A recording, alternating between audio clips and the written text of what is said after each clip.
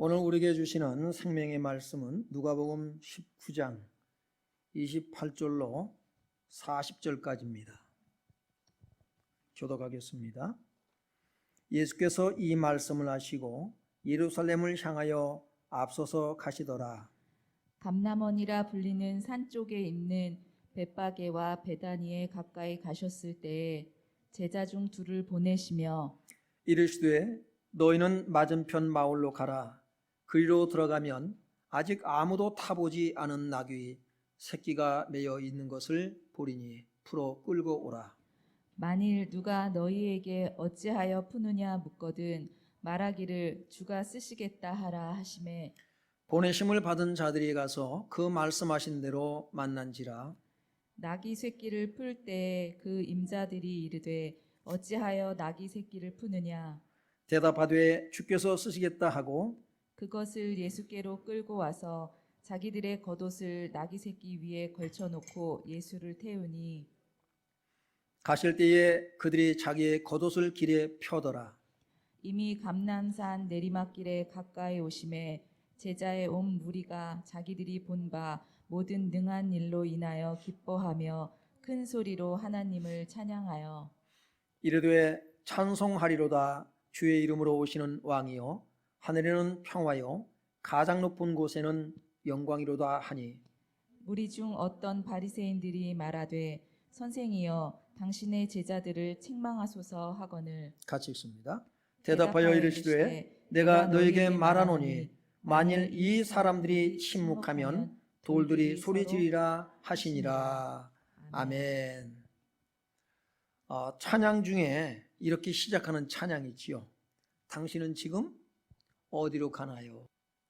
여러분 지금 어디로 가고 있습니까? 우리가 인생길을 살아가는 데 있어서 가야 할 방향과 목적이 분명해야 할 것입니다.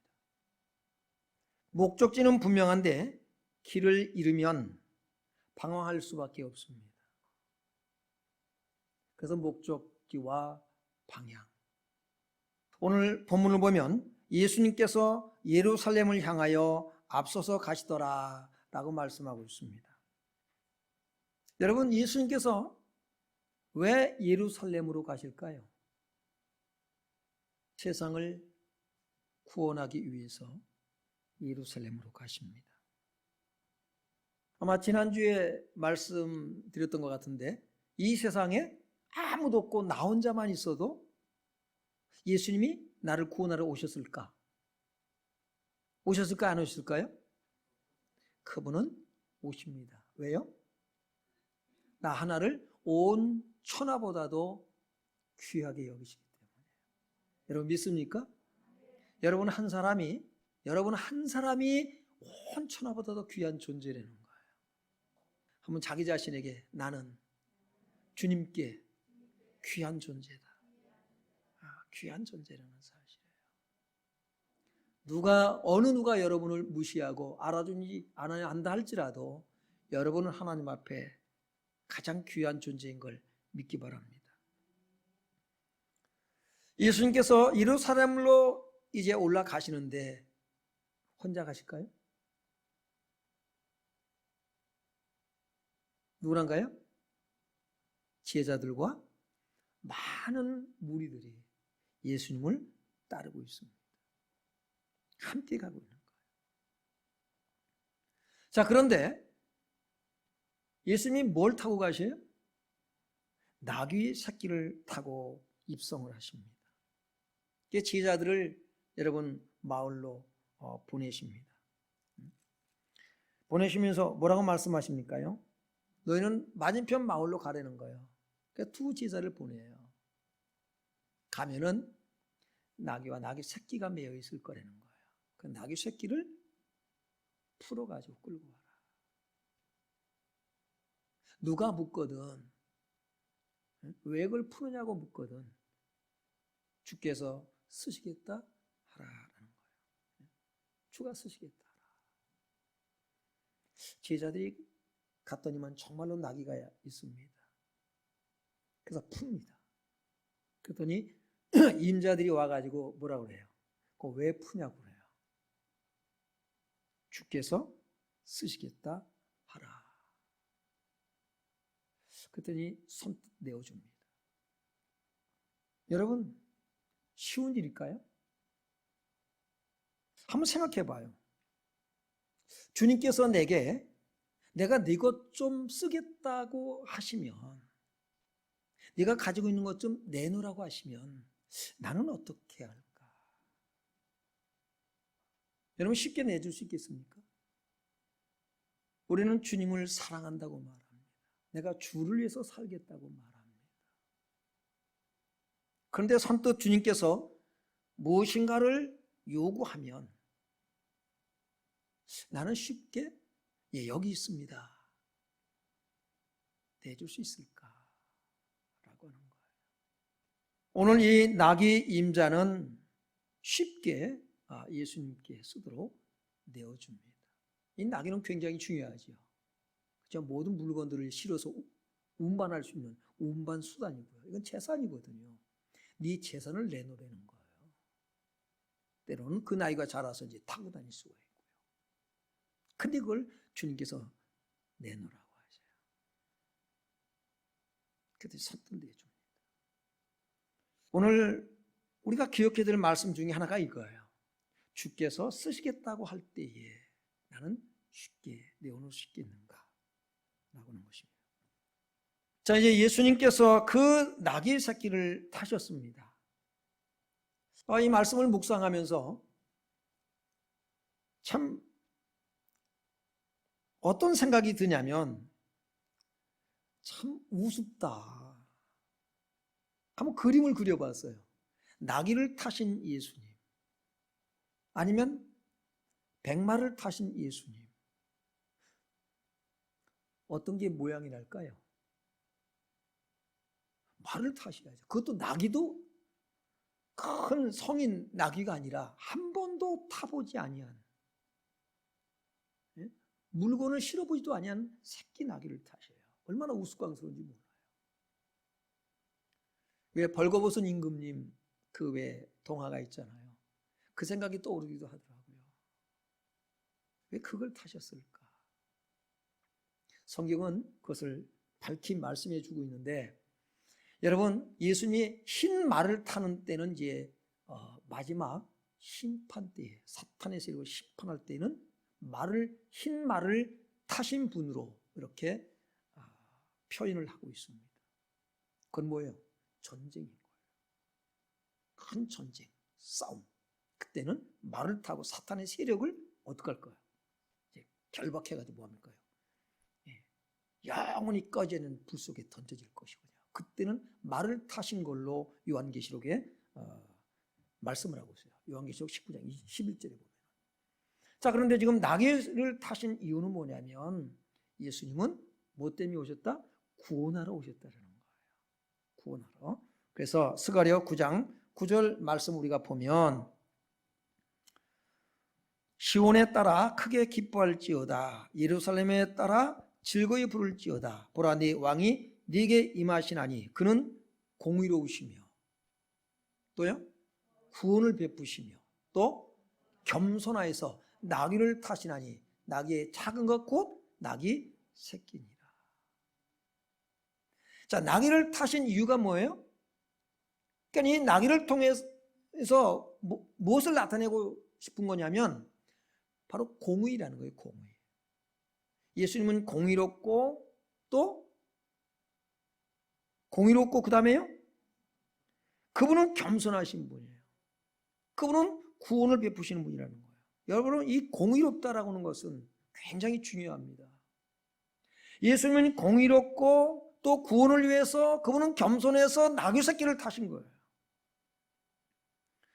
이 공의가, 예수 그리스도의 공의가 왜 중요하냐면요, 죄인이 죄인을 구원할 수 있어요, 없어요? 없습니다. 오직 공의로운 분만이 죄인을 구원해낼 수 있어요. 그분만이 우리를 정결하게, 우리를 의롭게 하실 수 있다는 거예요. 그래서 이 차디크라고 그러는데, 공의롭다는 것은 차디크, 의로움, 정의, 공의로움, 이 뜻을 가지고 있어요. 어근을 보면 차다크에서 왔는데 정결하게 하다, 의롭게 하다. 그분은 공의로우시다. 스가랴 선지자가 이 말씀을 기록하면서 예수님이 어떤 분인가를 그는 알게 되는 거예요. 예수님 우리의 구원자가 될 수 있는 것은 그분은 죄가 없기 때문이에요. 이 세상에 죄 없는 사람 있나요, 없나요? 없어요. 그래서 이 세상의 모든 사람들은 구원의 대상이지만 오직 예수 그리스도만 유일한 구원자인 것을 믿기 바랍니다. 다른 구원의 길은 있어요, 없어요? 없어요. 오직 예수예요.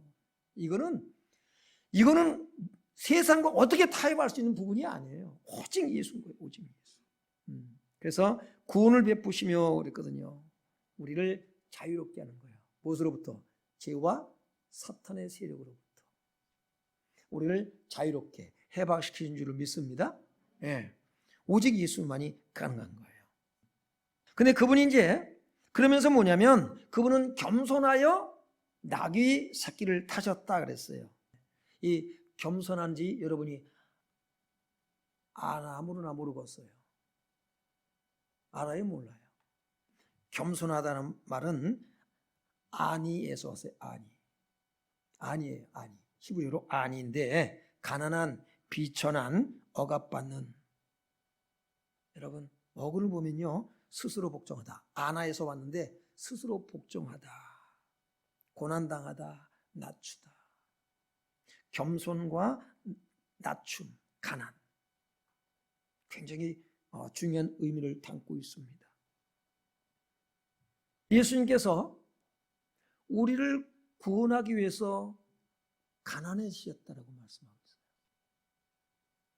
고린도 후서 8장 9절을 한번 보겠습니다. 같이 읽어요. 우리 주 예수 그리스도의 은혜를 너희가 알거니와 부요하신 이로써 너희를 위하여 가난하게 되심은 그의 가난함으로 말미암아 너희를 부요하게 하려 하심이라. 굉장히 중요해요. 예수님은 어떤 분이라고 그랬어요?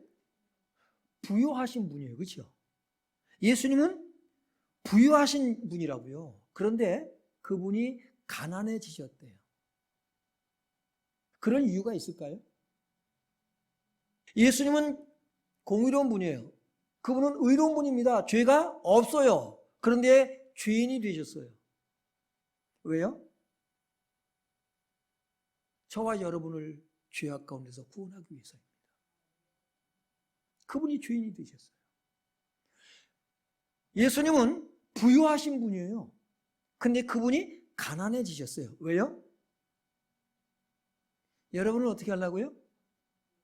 부유하게 하기 위해서라는 거예요.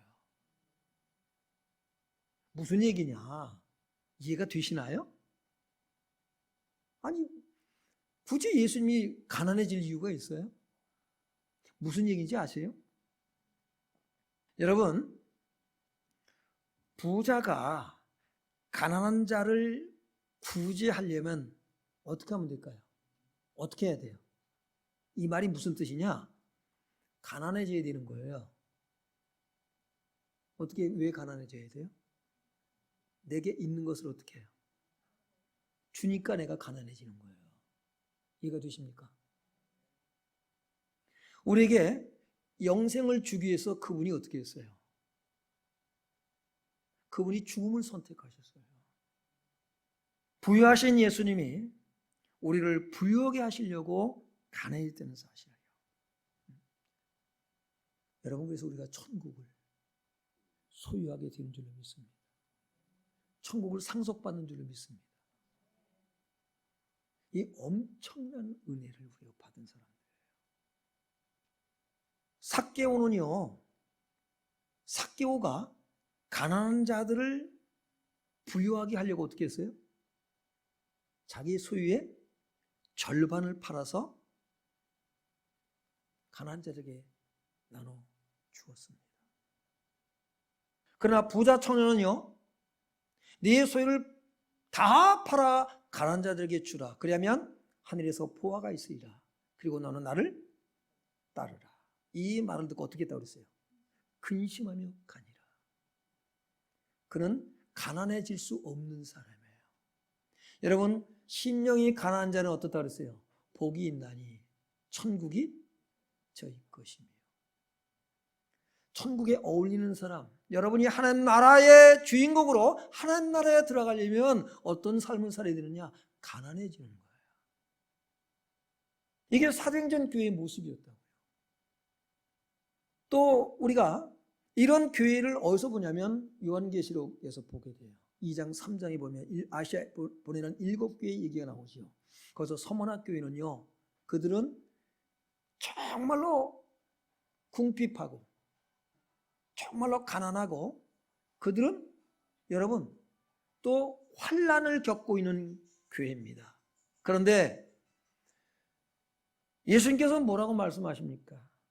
내가 너희 그 가난한 걸 안다, 궁핍한 거 안다는 거예요. 너희 환난도 안다. 그런데 실상은 너희가 부유한 자다. 그런데 라오디게아 교회는 어떻습니까? 우리는 부자라 부유하여 부족한 것이 없다라고 자랑을 합니다. 그런데 실상은 너희가 부자라고 하는데 너희는 가난한 자고 헐벗은 자들이다. 여러분, 우리는 무엇을 봐야 되면 영적 상태를 봐야 돼요. 그래서 가난한 부자가 있고 부한 가난한 자가 있어요. 여러분은 누굽니까? 어디에 속합니까? 가난한 부자입니까? 부한 가난한 자입니까? 이 말도 헷갈리나요? 우리가 일상 이 세상을 살아가는 데 있어서는 뭐 돈도 없고 재물도 없고 가진 게 없어서 가난할지 몰라요. 그런데 하나님 보시기에 부요한 자가 있다는 거예요. 바로 서머나 교회 같은. 근데 많은 것을 우리가 소유하고 정말로 남부럽지 않게 살아간다고 하지만, 그렇게 그런 부자라고 하지만 주님 보시기에 가난한 자, 헐벗은 자들이 있다는 거예요. 너는 벌거벗었다라고 말씀하고 있어요. 그게 벗은 줄을 몰라. 벌거벗은 임금님 말이야. 제가 벗었다는 걸 모르고 살아가는 사람들이 있어요. 우리는 둘 중에 하나여야 될 것이고요. 오늘 나의 삶의, 내 신앙의 현 주소는 어디에 속하는가? 굉장히 중요한 이야기인 것입니다. 예수님은 부유한 분이에요. 그런데 가난해지셨어요. 왜? 우리에게 영원한 모든 것을, 하나님 나라를, 영원한 생명을 주기 위해서 가난인 줄로 믿습니다. 자, 이제 예수님께서 이렇게 이제 제자들과 많은 무리들과 함께 예루살렘을 향해서 간다고요. 우리는 여러분 겸손이라고 하는 나귀를 타고 가야 할 줄로 믿습니다. 우리가 타야 할 것은 그거예요. 겸손이라고 하는 나귀. 겸손한 자 어떤 자라고요? 복종하는 자예요. 하나님의 뜻에 복종한 예수님, 그런 겸손하여 나귀, 곧 나귀 새끼를 타셨나이다. 겸손이라는 나귀를 탈 수 있길 주 이름으로 축원합니다. 예, 그것이 오늘 그리스도인의 삶인 거예요. 오늘 많은 사람들이 예수님을 따라갑니다. 어떻게 따라갑니까요? 환호하며 따라가요. 37절 보겠습니다. 37절, 38절. 이미 감람산 내리막길에 가까이 오심에 제자의 온 무리가 자기들이 본 바 모든 능한 일로 인하여 기뻐하며 큰 소리로 하나님을 찬양하여 이르되 찬송하리로다. 주의 이름으로 오시는 왕이여, 하늘에는 평화여, 가장 높은 곳에는 영광이로다 하니. 여러분, 그냥 찬송했나요? 아니에요. 30절 보니까 가실 때에 그들이 자기의 겉옷을 길에 펴더라 그랬어요. 왜? 왕이 들어가시니까. 예수님을 따르는 이 사람들은 정말로요, 부푼 가슴을 안고 지금 예수님을 따라가는 거예요. 큰 기대를 가지고 있어요. 마태는 이렇게 기록하고 있습니다. 마태복음 21장 8절 9절에 보면 무리의 대다수는 그들의 겉옷을 길에 펴고 다른 이들은 나뭇가지를 베어 길에 펴고 앞에서 가고 뒤에서 따르는 무리가 소리 높여 이르되 호산나 다윗의 자손이여 찬송하리로다 주의 이름으로 오시는 이여 가장 높은 곳에는 호산나 하더라. 호산나라는 게 뭐예요? 예? 호산나. 우리가 당신께 구하오니 우리를 구원하소서. 무엇으로부터 구원하랄까요? 로마 압제로부터 우리를 해방시켜 주시옵소서.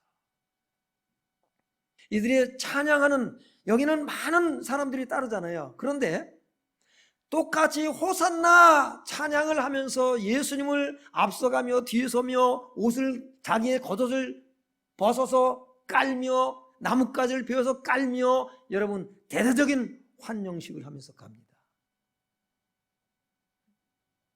그런데 그들의 속내는 다를 수 있어요. 우리가 같은 예수를 믿는데 저마다 믿는 예수가 다르기도 해요.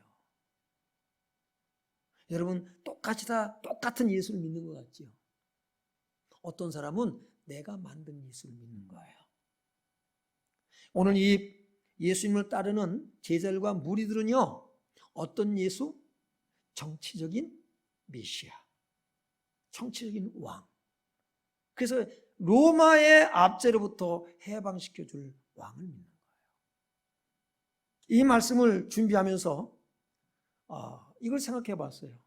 우리나라가 일제치하에서 독립운동을 할 때에 여러분 많은 사람들이 여기에 참여를 했잖아요. 그렇죠? 그런데 그들의 속내가 다를 수 있는 거예요. 크게 두 가지로 나눠지는데 그게 뭐냐면 자유, 민주주의적인 독립. 주권 국가가 되는데 자유민주주의. 또 하나는요, 공산주의. 그래서 우리가 남북으로 나뉘어졌습니다. 다른 거예요. 오늘 우리가 예수님을 다 구주로 믿는데 예수님 우리가 왕으로 모셨다고 하는데 다를 수 있다는 거예요. 어떻게 다를 수 있을까요? 어떤 사람은 건강 문제를 해결을 위한, 건강 회복을 위한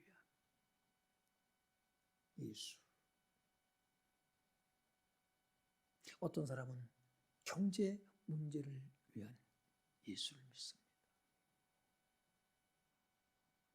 여러분에게 간절히 바라보기는 영원한 하나님 나라로 인도하실 예수를 믿기를 바랍니다. 왜요? 성경이 말하는 예수는 바로 그런 예수거든요. 그 예수가 저와 여러분의 왕이 되시길 주의 이름으로 축원합니다. 이 사람들이 환호하면서 찬송하면서 그렇게 올라가니까 똑같은 것 같지만은 속내는 다를 수 있다.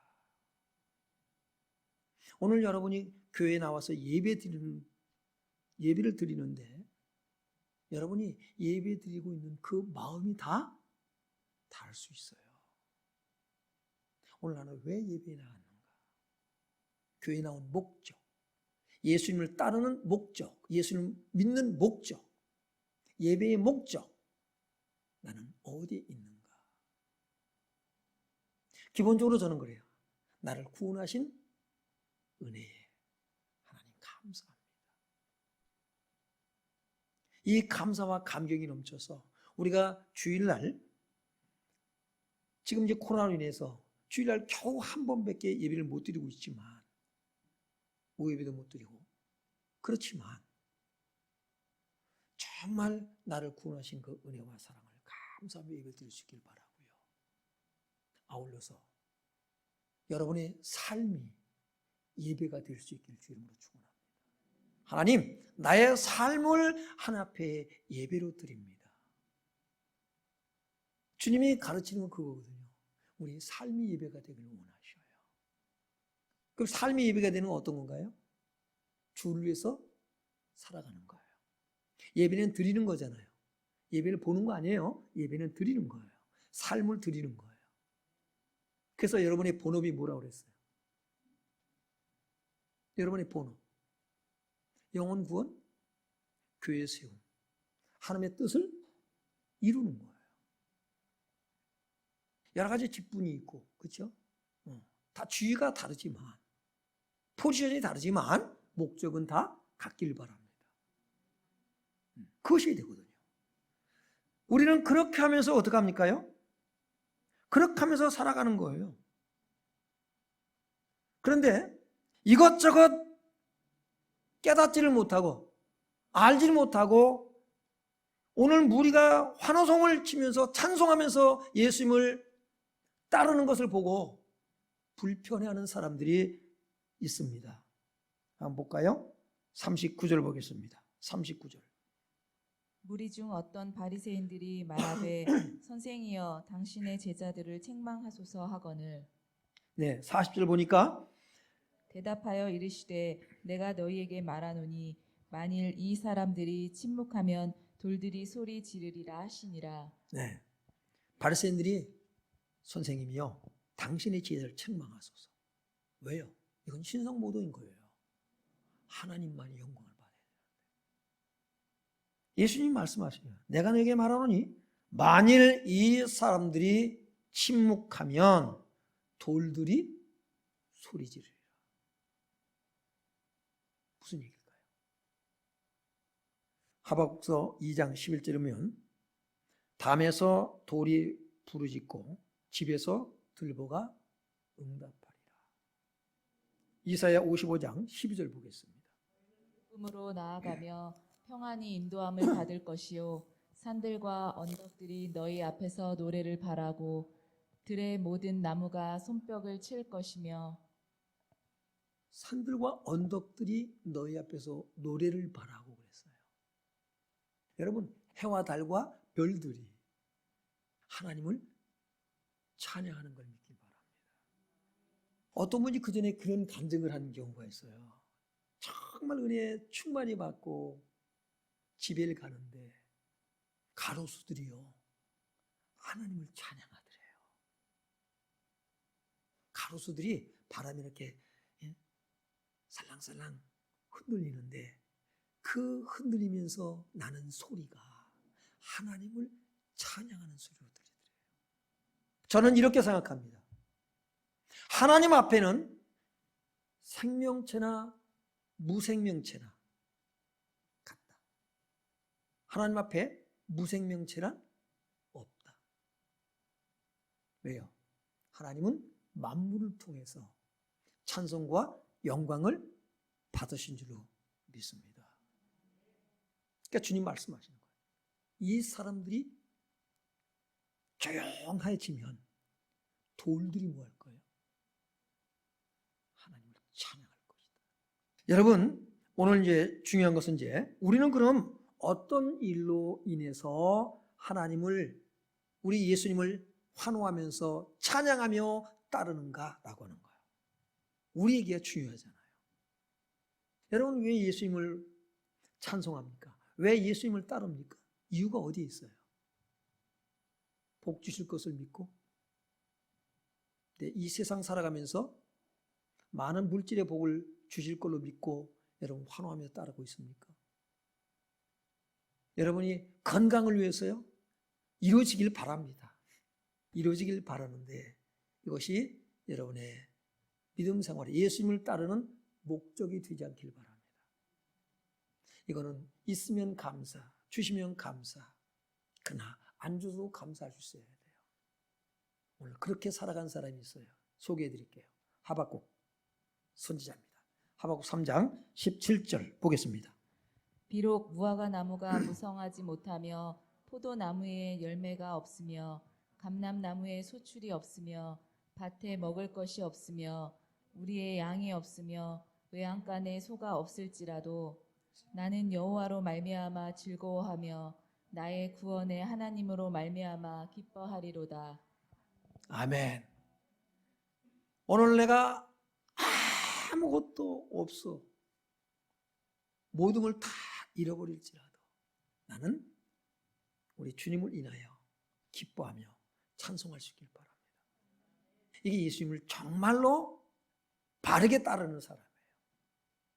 그래서 11장 15절로부터 16절을 보면 그들이 이제는 더 나은 본향을 사모하니 그랬어요. 더 나은 본향. 여러분, 우리가 태어난 것이 본향이죠. 그렇죠? 근데 더 나은 본향이 있대요. 그건 뭐예요? 여러분은 하나님께로부터 온 줄 믿길 바랍니다. 몸은 흙에서 왔기 때문에 흙으로 가요. 그러나 영은 하나님께로부터 와서 하나님께로 가는 거예요. 아멘? 우리는 그 본향을, 육신의 본향이 그리운데 이제는 뭐예요? 더 나은 본향, 바로 우리의 영이 하나님께로부터 왔는데 그 본향으로 다 돌아갈 수 있길 바랍니다. 여러분, 이 본향으로 못 가는 사람들이 많습니다. 어디로 갈까요, 그 사람들은? 그렇지요, 지옥으로 가는 거예요. 하나님께서 와서 하나님께로 가야 되는데 지옥으로 가는 사람. 우리 영은 하나님께로부터 온 거예요. 그 더 나은 본향을 어떻게 했다고요? 생각하였더라면 돌아갈 기회가 있었으려니와. 16절 보면 그는 더 나은 본향을 사모하니 곧 하늘에 있는 것이라. 그들이 이제는 더 나은 본향을 사모하니 곧 하늘에 있는 것이라. 하늘에 있는 것이라. 할렐루야. 하늘에 있는 것. 우리 예수님께서 우리를 어디로 인도하셔요? 저 지금 팔레스틴하고 싸우고 있는 그 예루살렘, 거기를 인도하셔요? 아니에요. 어디요? 하나님 나라, 새 예루살렘. 요한계시록 21장에 보면 1절 2절에 보면 또 내가 새 하늘과 새 땅을 보니 처음 하늘이 어떻게 했다고요? 하늘과 땅이, 처음 땅이 없어졌고 바다도 다시 있지 않더라.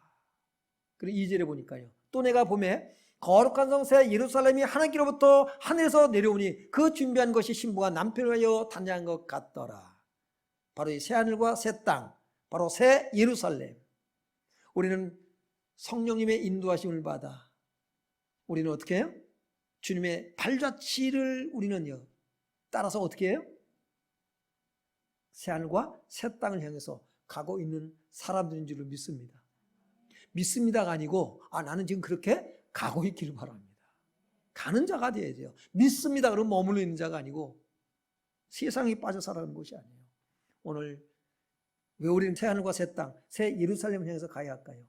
왜요? 마태복음 25장 34절에 보니까 같이 읽어봅니다. 그때 임금이 그 오른편에 있는 자들에게 이르시되 내 아버지께 복받을 자들이여 나와 창세로부터 너희를 위하여 예비된 나라를 상속받으라. 아멘. 상속은 누가 받나요? 자녀.